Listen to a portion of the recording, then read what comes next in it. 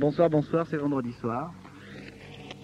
Et comme chaque vendredi soir, c'est Sonar, l'émission de performance radiophonique, l'émission de performance sonore, l'émission internationale de performance programmée par Charles Dreyfus de Bernard Gerbeau avec Christian Lemonnier. Bonsoir le Coyote, c'est ton 45e anniversaire ce soir. Alors ce soir, c'est la voix du sonar, c'est la voix des baleines. Mais on a oublié le disque des baleines, mais de toute façon, tout le monde connaît les baleines. Donc voilà, le coyote, il y a 45 000 ans dans les terres amérindiennes, disons. Voilà, donc les coyotes se promenaient par là-bas. Et il se trouve qu'aujourd'hui, ils reviennent un peu en Europe, quoi. Il y a un coyote il n'y a pas très longtemps, mais si on parle des coyotes, il faut en parler un petit peu. Il a exposé à Paris, là, Beuys qui n'est pas un coyote vraiment, mais qui a apprivoisé dans une intervention, une performance aux États-Unis il y a quelques années, il a apprivoisé un coyote. C'est vraiment intéressant, la première fois qu'un blanc a un rapport avec cet animal. Cet animal, mais qu'on connaît très mal en France, puisque je crois qu'il n'y a aucun livre, il n'y a aucune traduction, sauf des petites traductions des contes du coyote. Le coyote, c'est l'animal, disons, qui appartient à l'échelle la plus basse des catégories animales dans les tribus indiennes. La plus basse, c'est peut-être la plus haute, puisque si on se met très bas, c'est ce qui est très noir, si c'est très obscur, c'est l'inconscient, le coyote. Et le coyote vit dans ces histoires terribles, évidemment, loge partout, et nulle part, et partout, mange tout le monde, sa famille, ses voisins, ses amis, et il y a toujours dans des situations absolument épouvantables, et il s'en tire toujours très bien. C'est pour ça d'ailleurs que c'est l'animal symbolique totémique d'énormément de tribus indiennes d'Amérique du Nord. C'est un peu comme on parle de la belette, pour que j'ai la belette, on dit qu'elle est belle en fait, la belette est noire. Donc le coyote, c'est cette sorte d'animal qui est entre, pour donner un peu une comparaison européenne, c'est intéressant à donner. En Europe, dans le Maghreb, c'est le chacal. Son frère, c'est donc le chacal. Peut-être que son cousin, certainement c'est le renard, pour l'Europe occidentale. Et maintenant, il y en a un retour, non pas des coyotes dans les Vosges, mais des lynx. Donc, dans la famille, disons, on peut mettre dans la grande famille, il y a la hyène, le lynx, le coyote, donc le chacal. On est traîné dans des animaux qui aiment bien la pourriture, qui aiment bien la culture pourrie. Parce que dans la culture pourrie, c'est là où ça sort, c'est meilleur, ça sent mauvais. Donc quand ça sent mauvais, ça sent plus fort, donc c'est plus fort. Et voilà, donc ce soir, donc on va passer donc des extraits peut-être de coyotes, de plusieurs coyotes, musiciens ou écrivains ou penseurs du son, qui justement ont travaillé beaucoup dans le brouillage. Alors on va commencer tout de suite d'ailleurs, puisqu'on parle ici du brouillage, par le déficit des années antérieures, produit par Illusion Production à Caen en Bretagne. Il se trouve qu'à Caen en Bretagne, il y a une petite tribu... Normandie, voilà, oui, c'est vrai, voilà, il y a une connerie énorme. Oui, c'est vrai qu'en coyote, il n'y a pas tellement de sens des frontières. Oui, c'est vrai qu'en Bretagne, il n'y a pas rien en Normandie, c'est vrai. Non, je pensais Bretagne, tout à fait bête d'ailleurs, parce que les Bretons sont allés, bien sûr, en Amérique. Oui, les Normands, bon, d'accord, bon.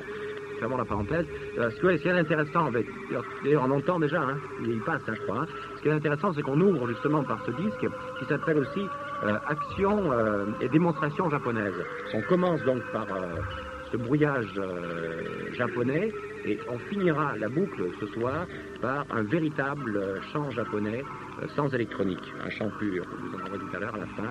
Les 5 dernières minutes sont consacrées à un seul souffle d'une flûte zen japonaise.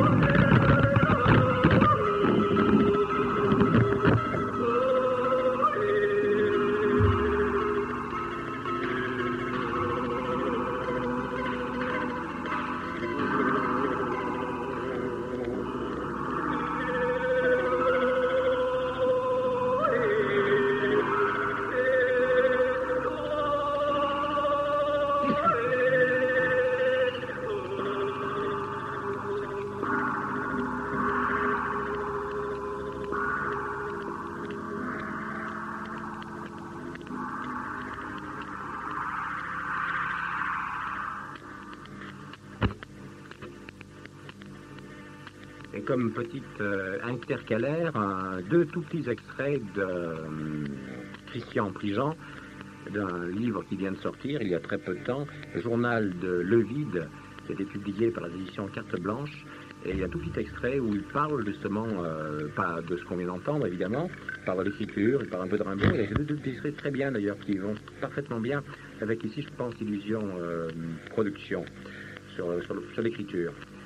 Écrire, c'est un passage cousu du nadir animal au zénith angélique et retour. Et le problème, c'est la forme de la couture, sa tension et sa détente, son flottement et sa liaison. Bois flottant, subtilement articulé, dans l'affreuse crème pourrie des langues qu'on ne peut plus parler, qui ne laisse plus rien voir. Écrire est le courant alternatif qui produit l'étalement. Sa vérité est dans l'intensité de ce courant, son survoltage. La ligne de son opération, c'est révéler, hallucination simple, illumination, raffinée, alchimie verbale, élaborée, musique servante, musique savante, abolir. Apparition, annulation, dont le seul mouvement fait sens.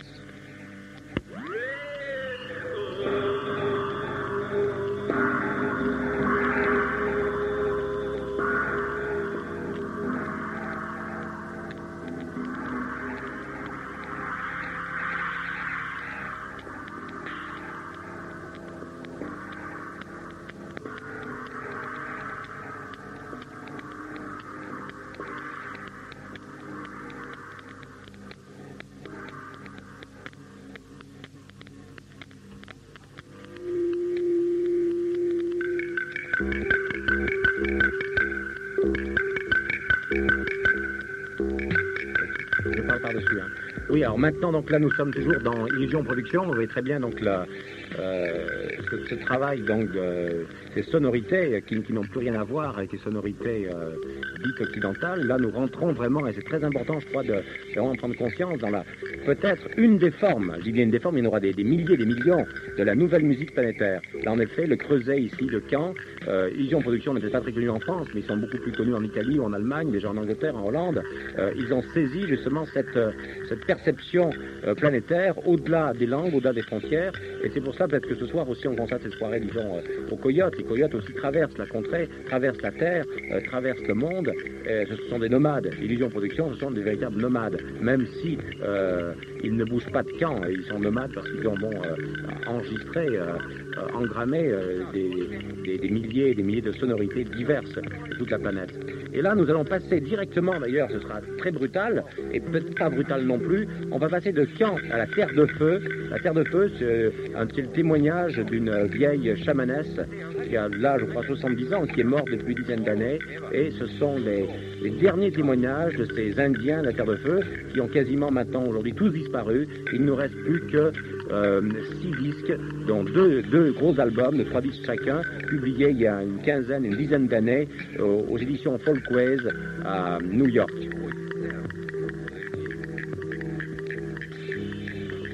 Alors maintenant, donc, la voix pure d'une chamanesse qui chante par les cris des choses compréhensibles.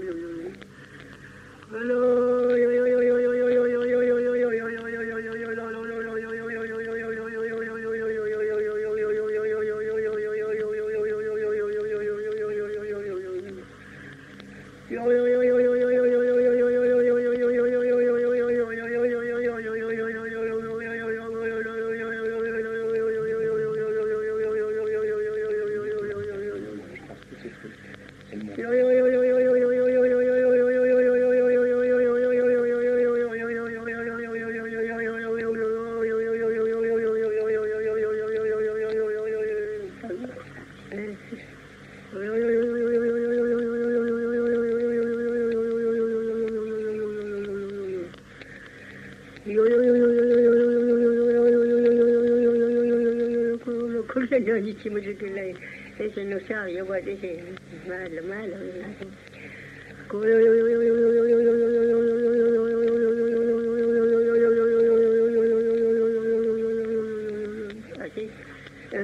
mata, vete, le cayó otra vez.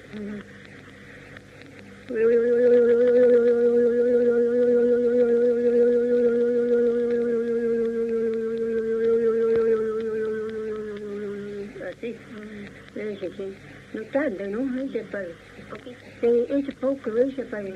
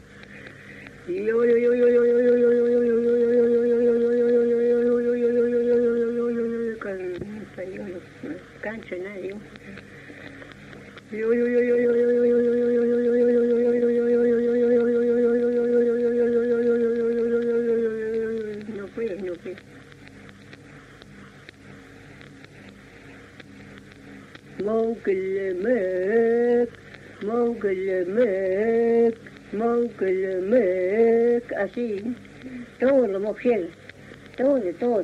Cuando lleva el cloque te se cola sí, ese. Mogelemek, prima klein, mofiel, ese, prima klein, sí, aquí, sí. Mogelemek,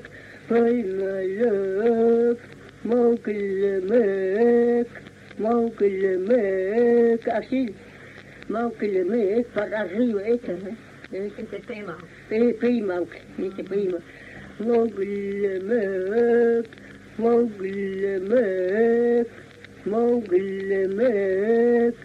Mogelemek, así le dice, así sí, Mogelemek, para llevarlo fuego, para arriba. Para que los traigan. Sí, le llevan nomás, esa le lleva. Uno los lleva para Sí, arriba. ¿Y qué hace con él ellos? lo baja, después lo ese, como yo anoche, en la noche bajar, ese. Mogelemek,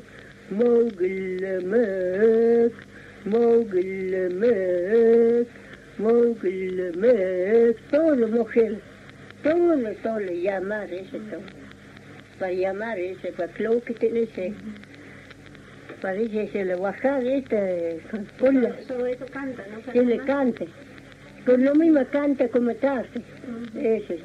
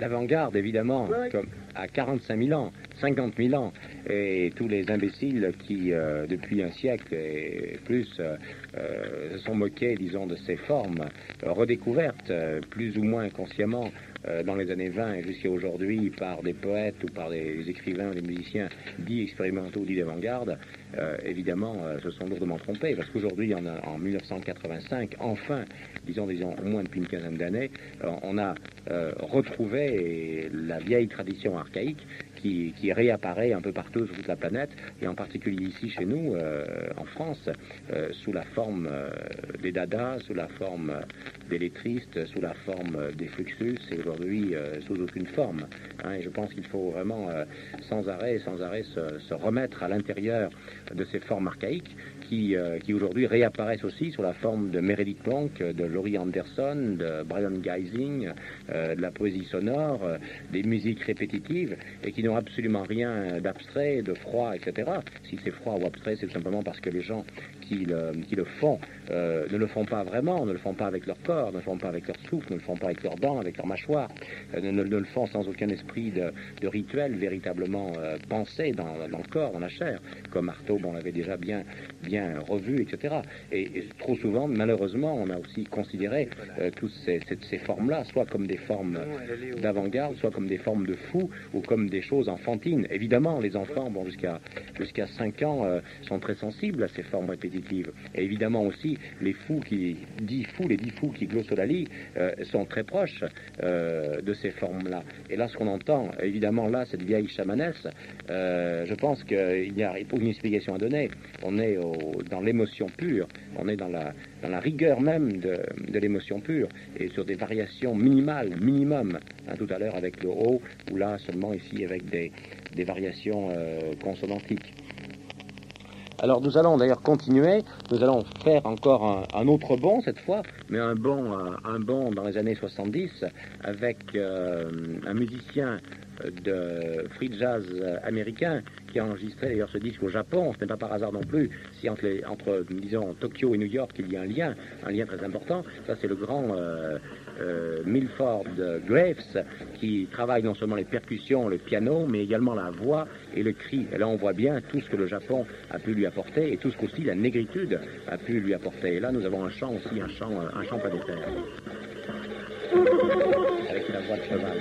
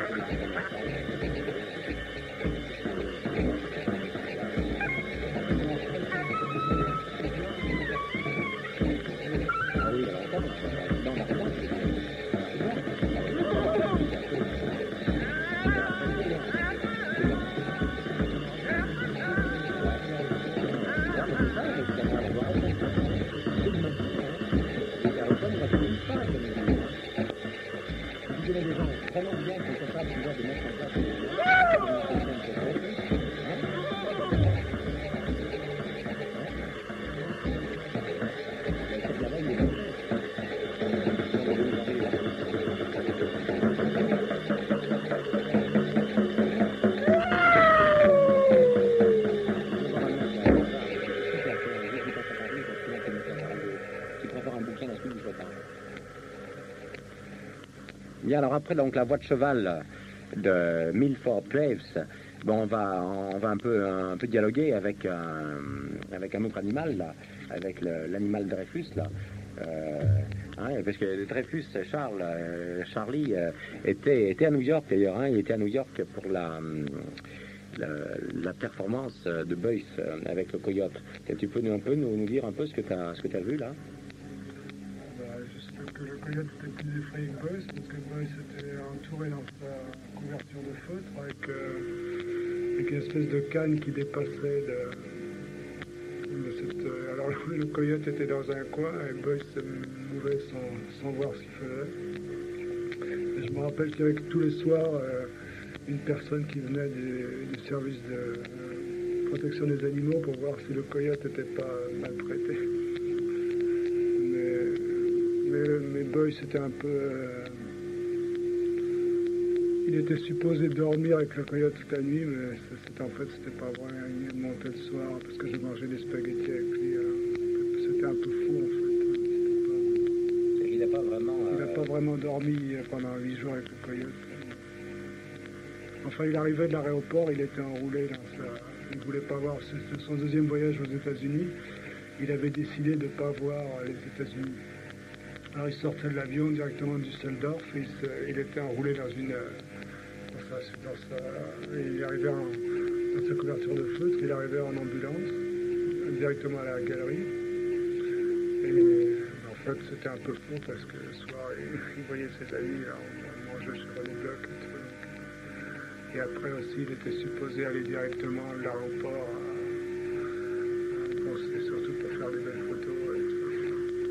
Oui, c'est simplement, peut-être ce qu'on peut dire, c'est que là, ça va être une des premières expériences, disons, dans les années, disons, 70 aujourd'hui, où un artiste, bon, comme Boyce, qui est une vision d'art social, ou d'art, qu'il appelle d'art anthropologique, le dépassement de l'art, c'est-à-dire de la simètre, du tableau, de l'exposition, ici, la traversée. Et là, je pense que c'est même très intéressant que ce soit Boyce, et que ce ne soit pas un Français, la traversée du cloisonnement, c'est-à-dire la relation ici à l'animal. On a perdu complètement dans notre éducation la relation à l'animal. Il y a une rationalisation terrible qui fait que entre la terre, l'animal, l'air, les différents éléments et l'être humain, il y a séparation. Et aujourd'hui, il se trouve que c'est pas par hasard, on dit que Boyce est une grande figure mythique, et Boyce représente pas un modèle du tout, un exemple parmi d'autres, et des tas d'autres gens aussi luttent pour cela, à nouveau retrouver justement intérieurement cette relation. Et la science aussi aujourd'hui, c'est très intéressant tout ça, parce que la science confirme complètement justement toutes ces intuitions, des intuitions archaïques en fait des Indiens, des Africains, ou dans toutes les populations, de la Terre, qu'il n'y a pas de séparation. Nous sommes dans un milieu où il y a sans arrêt interrelation entre les éléments, disons, on appelle naturels, disons terrestres, les éléments, les animaux et l'être humain. Il faudrait dire aussi et la mort et la vie et bon, l'au-delà, on ne sait pas ce que c'est. Disons le cosmos, nous sommes sans arrêt dans un bain magnétique. Et je pense que ça, c'est très important. C'est par hasard qu'au début du siècle, il y a eu l'écriture automatique aussi, bon, les tentatives d'art spontané, justement pour essayer de vaincre, de sortir justement de ces barrières dans lesquelles nous sommes enfermés. Et Boyce, dans ce sens-là, est quand même une figure mythique importante. Il essaie de faire sortir l'art de sa prison. Un musée, c'est une prison. Jamais dans un musée, par exemple, non seulement, bon, on verra peut-être une reproduction des coyotes, on verra peut-être une vidéo des coyotes, mais dans un musée d'art plastique, jamais on aura la possibilité d'entendre ce qu'on entend ce soir. Et je pense que là, les radios libres, et là, il faut le dire par rapport à Radio Nationale, s'ils peuvent garder justement ces zones, ces plages de liberté, peuvent justement passer des choses comme ça, et que ça ouvre des portes, quoi, simplement. Et c'est plus important, moi, à mon avis, c'est plus important beaucoup plus important qu'un musée. Et Boyce, et je reviens toujours à Boyce, c'est que là, tu disais, tu as vu l'intervention, mais Boyce aussi est un artiste qui ne se contente pas de faire des dessins, de faire des expositions, des interventions, avec même ici des animaux, des coyotes, ou ici de replanter des arbres. Mais Boyce a beaucoup travaillé aussi le texte et aussi la musique. Ça, il a fait énormément d'expérience avec des gens dans les années 70, avant 70, des expérimentaux, ou avec des gens de la pop musique, ou avec des gens de la musique donc, qui venaient de l'Orient. Hein, et ça, c'est très très intéressant, très important. Cette capacité, moi je dirais capillarité de Beuys, une capacité donc exactement de traverser les générations. Un Beuys aussi est dans ce sens-là, en entendant de la vieille chamanesse, Beuys a une figure chamanique, il n'y a aucun doute là-dessus. Pour moi, il n'y a pas de doute. Pas du tout dans le sens qu'il est un maître, etc. C'est pas un maître du tout, c'est quelqu'un de très simple, très ouvert, qui peut être très drôle, mais il a conservé cette force aussi de l'enseignement au sens vraiment, je pense, archaïque. Il a retrouvé la force archaïque de l'enseignement à Düsseldorf, et il y a des centaines et des centaines d'étudiants qui sont passés chez Beuys, qui ne font pas du Beuys, justement, malgré tout ce qu'on peut dire, et qui ont reçu, justement, ce virus archaïque. Et ce n'est pas par hasard si aussi quelqu'un comme Mallory, qui a écrit ce fameux livre, Les derniers rois de Thulé, les Esquimaux, dans le film, les différents films télévisés qu'il a fait, bon, il y a 2 ans, on passe un peu partout, où les Esquimaux disaient, où il disait que les Inuits, c'est-à-dire ici dans cette tribu Esquimaux, c'est l'an 2000, c'est l'an 3000. L'avenir est Inuit, l'avenir n'est certainement pas français, il est certainement du côté justement des archaïques. Et ce n'est pas par hasard s'il y a maintenant de partout justement ces voix qui arrivent, ces voix sonores, ces voix soufflées, ces bris de langage qui se mélangent, ces métissages. Et c'est pas par hasard, si on prend l'exemple de la France, que les écrivains qui aujourd'hui travaillent vraiment la langue, après Artaud, font un travail aussi de brisure du français, où le français sort du français et redevient quelque chose de brutal, de brut, à l'intérieur de la langue évidemment, où on casse la langue, où on la fait bégayer, où on fait sortir les consonnes, les voyelles, où on fait... justement, on peut parler ici de désintégration. D'ailleurs, tous les imbéciles, bien sûr, ont toujours parlé que ces écrivains-là sont des destructeurs, parce qu'ils font exactement comme la bombe atomique, ils déflagrent, ils cassent la chaîne syntaxique, ils cassent le noyau, et ils libèrent les parties, c'est-à-dire les atomes. Évidemment, ça c'est fabuleux, quand un écrivain est capable, justement, un musicien, un peintre, de libérer les atomes, c'est-à-dire de faire vibrer, de faire disperser c'est tous ces atomes d'énergie, que sont la lettre, que sont les phonèmes, je dirais même plus loin, même quand on est dans le cri, il n'y a plus de lettres, il n'y a plus de phonèmes, c'est la langue pure, c'est-à-dire la langue de la langue, la langue de l'émotion pure. Et là, en effet, on n'a pas besoin de connaître la langue japonaise, la langue chinoise, la langue de ces Indiens de Terre de Feu. La chamanesse que vous avez entendue, ce qui est très intéressant, c'est que les 2 fragments qu'on a, on peut dire, les 2 passages qu'on a entendus, n'étaient pas du tout liés à la langue. Ils étaient vraiment liés, là, au son pur, à des phonèmes.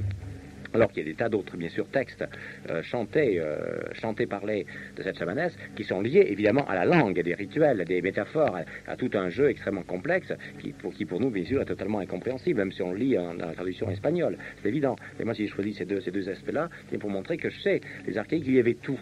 Il n'y avait pas, justement, de séparation dans l'épopée entre ce qu'on appellerait chez nous le lettrisme ou la poésie sonore et une poésie sémantique, faite d'images, faite de mots, faite d'allusions, faite de mythes. Il y avait absolument tout. Et que chez nous, justement, ce qui est terrible, c'est qu'on a séparé. On avait un Victor Hugo qui travaille dans l'image et dans le sens, et puis à côté, on a un Tzara qui a commencé à travailler un petit peu, disons, dans le phonème, et puis ensuite, les lettrices, on travaille que dans le phonème, mais on se spécialise, hein, et on n'arrive pas à avoir cette sorte d'épopée de la vie qui est totale, qui est globale. Pas totalitaire du tout, mais où tout rentre dedans. Hein. Tout, il n'y a plus de hiérarchie, il n'y a plus de niveau de hiérarchie. Toute la vie, absolument, est à l'intérieur. L'argot, les langues populaires, les contes. Aujourd'hui, en France, par exemple, et ça, il faut le dire, un jour, on pourrait faire une émission avec quelqu'un qui connaît très bien cela, avec Jacques Dourme. Et en France, aujourd'hui, il paraît qu'il y a plusieurs centaines de conteurs dans les montagnes.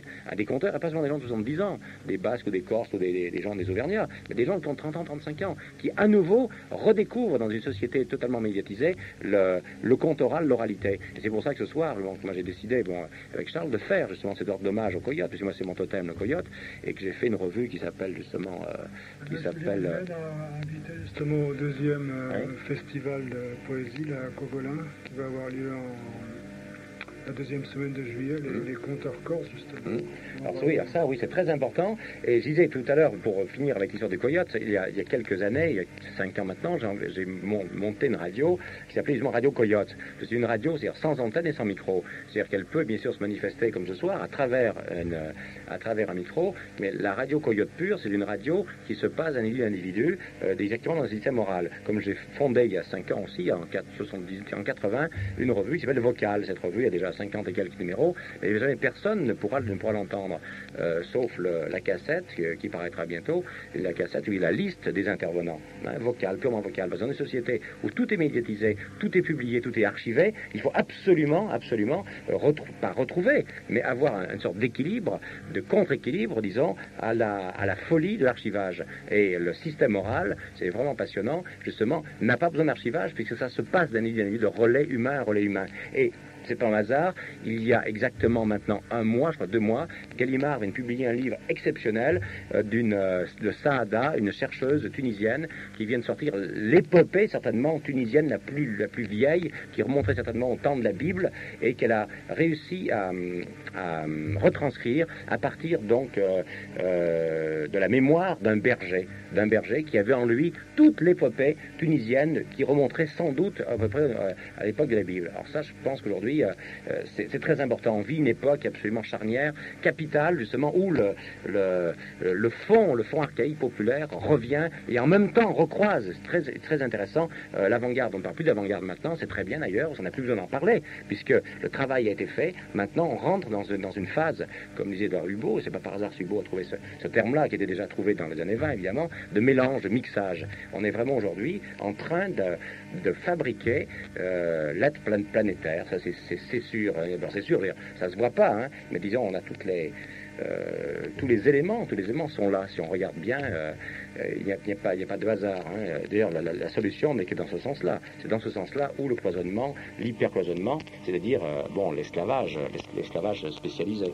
Alors là, nous allons revenir après donc Milford Graves, cette fois un compositeur français qui a beaucoup travaillé d'ailleurs autour d'Artaud, qui s'appelle Richard Hollinger, qui a beaucoup travaillé aussi au cours avec les fameux bols, les bols tibétains. Là, ce sera pas du bol tibétain, et avec bien sûr aussi la musique électronique. Et là, on va passer un petit extrait, qui s'appelle Des choses de la nuit pour musique électronique.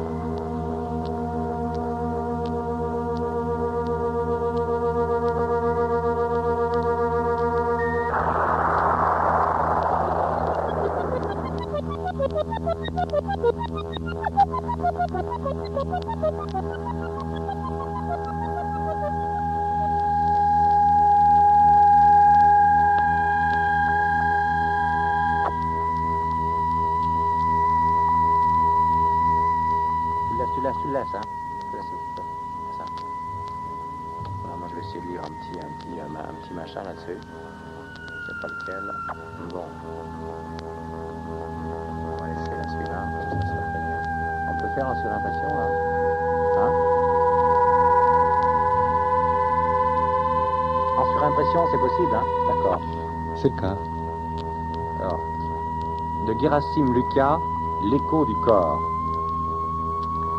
Entre la nuit de ton nu et le jour de tes joues, entre la vie de ton visage et la pie de tes pieds, entre le temps de tes tempes et l'espace de ton esprit, entre la fronde de ton front et les pierres de tes paupières, entre le bas de tes bras et le haut de tes os, entre le dos de ton dos et le las de ta langue, entre les raies de ta rétine et le riz de ton iris, entre le thé de ta tête et les vers de tes vertèbres, entre le vent de ton ventre et les nuages de ton nu, entre le nu de ta nuque et la vue de ta vulve, entre la scie de tes cils et les bois de tes doigts, entre le bout de tes doigts et le bout de ta bouche, entre le poids de tes poils et la poids de ta poitrine, entre le point de tes poings et la ligne de tes ligaments, entre l'épaule de tes épaules et le sud-est de ta sueur,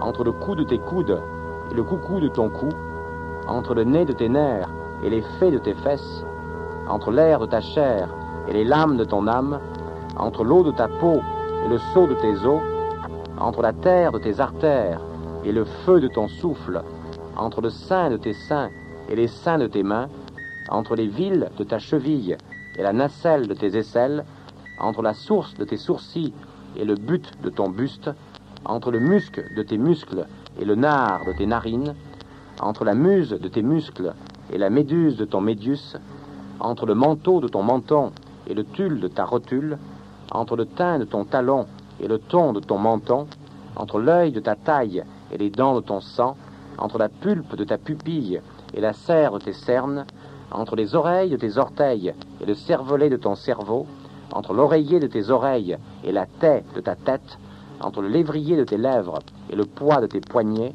entre les frontières de ton front et le visa de ton visage, entre le pouls de tes poumons et le pouls de ton pouce, entre le lait de tes mollets et le pot de ta paume, entre les pommes de tes pommettes et le plat de tes omoplates, entre les plantes de tes plantes et le palais de ton palais, entre les roues de tes joues et les lombes de tes jambes, entre le moi de ta voix et la soie de tes doigts, entre le han de tes hanches et le halo de ton haleine, entre la haine de ton haine et les haines de tes veines, entre les cuisses de tes caresses et l'odeur de ton corps, entre le génie de tes genoux et le nom du nombril de ton ombre.